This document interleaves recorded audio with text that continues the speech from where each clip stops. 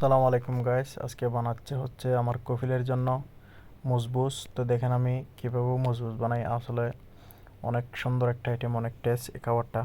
তো আপনার কাছে অনুরোধ রইল আমার পুরো ভিডিওটা দেখার জন্য। দেখে যদি ভালো লাগে সাবস্ক্রাইব করবেন আমার পেজটা, কমেন্ট শেয়ার করে জানাবেন আমাকে। তো দেখেন প্রথম আমি তিনটা মুরগি, একটা মুরগি 2 পিস করে কাটে নিলাম। এদিকে টমেটো সস, পেঁয়াজ, ক্যাপসিকাম, ধনিয়া পাতা সবগুলো রেডি করে রাখছি। এখানে ডেকচিতে প্রথম দিছি আমি ঘি। তো ঘি দেওয়ার পর তেজপাতা, এলাচি, ডালচিনি এগুলো দিলাম।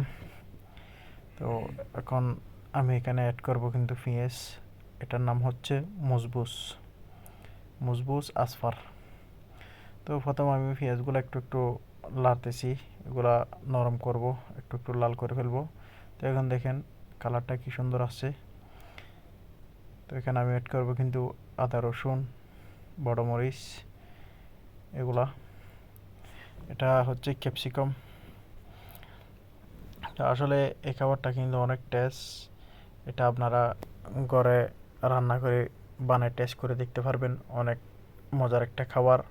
তো এগুলো আমি এখন 5 মিনিটের জন্য আগুন কমাইয়া গুঁড়ি দিলাম। এদিকে কিন্তু ওই আমি টমেটো সস করে রাখছি যে মেশিনে দিয়ে, ওগুলো নিয়ে আসলাম। ওগুলো নিয়ে আসার পর এখন ওইগুলো ডালে দিছি। এখন টমেটো সস দিলাম। এখানে টমেটো সসও দিছি, আবার আমি ফ্রেশ টমেটোকে জুস মেশিনে সুরাইয়া ওটাও দিছি। তো এখানে আমি এখন মশলা ইউজ করব। এখানে মশলা দিছি উসমানি, তো এটা হচ্ছে আরবি মশলা, আর লবণ এগুলো। দেখেন আমি এদিকে এগুলো কিন্তু একটু একটু লাল করার পর এখন লবণ দিলাম। এরপর আমি আরবি মশলাটা দিব। আসলে আমি ডেলি ডেলি কিন্তু আমার কফিলের বন্ধুদের জন্য খানা বানাই। তো আপনারা আমার ভিডিওগুলো দেখলে ভালো লাগলে আমাকে কমেন্ট করে জানাবেন। তো এদিকে আমি কিন্তু মশলাগুলা সবগুলোর থেকে 1 চামচ 1.5 চামচ করে দেওয়ার পর এখন এগুলো ভালোভাবে মেশানো হচ্ছে।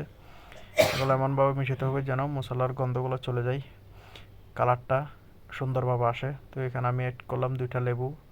আসলে আরবিরা একটু লেবু অনেক পছন্দ করে ভাতের সাথে। তো এখন দিলাম কিন্তু ধনিয়া পাতা আমি।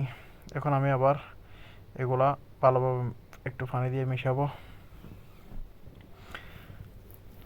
এখন আমি পানি দেওয়ার পর এগুলা সাথে এখন অ্যাড করবো কিন্তু আমি মুরগি। দেখেন এখানে আমি 2 কেজি চাল বানাবো আজকে, সেই অনুযায়ী আমি পানিগুলো দিছি। এখন এখানে অ্যাড করবো এখন আমি মুরগিগুলা আমি আধা ঘন্টা রাখবো আগুনে। আধা ঘন্টা পরে যখন সিদ্ধ হয়ে যাবে তখন আমি মুরগিগুলো এখান থেকে তুলে মশলা অ্যাড করে ওভেনের ভিতর দিব। তো সবগুলো আপনাদেরকে দেখাবো ভিডিওর মাধ্যমে।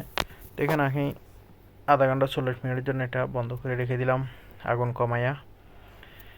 তো আসলে মশলাগুলো না থাকলে সমস্যা নাই, আপনি আপনার ঘরের ফ্যামিলিতে যেটা মশলা থাকে ওটা ইউজ করতে পারবেন, সমস্যা নেই।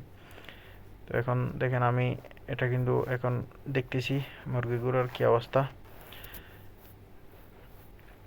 ইনশাল্লাহ এখন আমার মুরগিগুলো কিন্তু রেডি হয়ে গেছে, আমি ওইগুলো উঠে ফেলবো।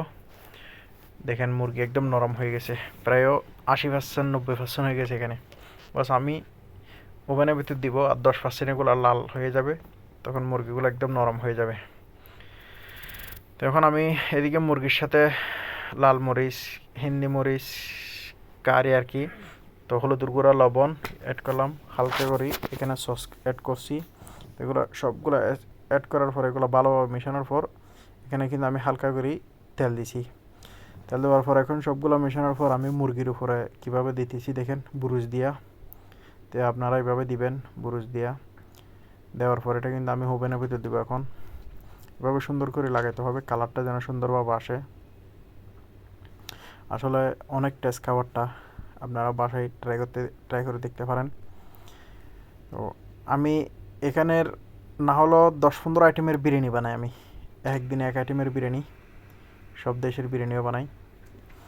তো এখন আমি একটা একটা করে সবগুলাতে রেডি করার পর এখন সাহানে নিলাম। নেওয়ার পর এখন আমি ওভেনের ভিতর দিছি। আমি 250 স্পিড দিছি হিট আর কি। ওভেনের টাইমার দিছি 40 মিনিট, আর প্রেশার দিছি কিন্তু উপরে নিচে, মানে 2 সাইডে হবে। আর এদিকে যে পানিগুলো আছে ওগুলাতে চুল অ্যাড করলাম। চুলগুলো ডালার পর একটু ওগুলো লেড়ে দিব। দেখেন কিন্তু আমার চুলের সাথে পানির সাথে কিন্তু কি সেম। এখানে কিন্তু পানি বেশি হলে কিন্তু খেয়াল রাখতে হবে, আপনার বাতগুলো নরম হয়ে যাবে।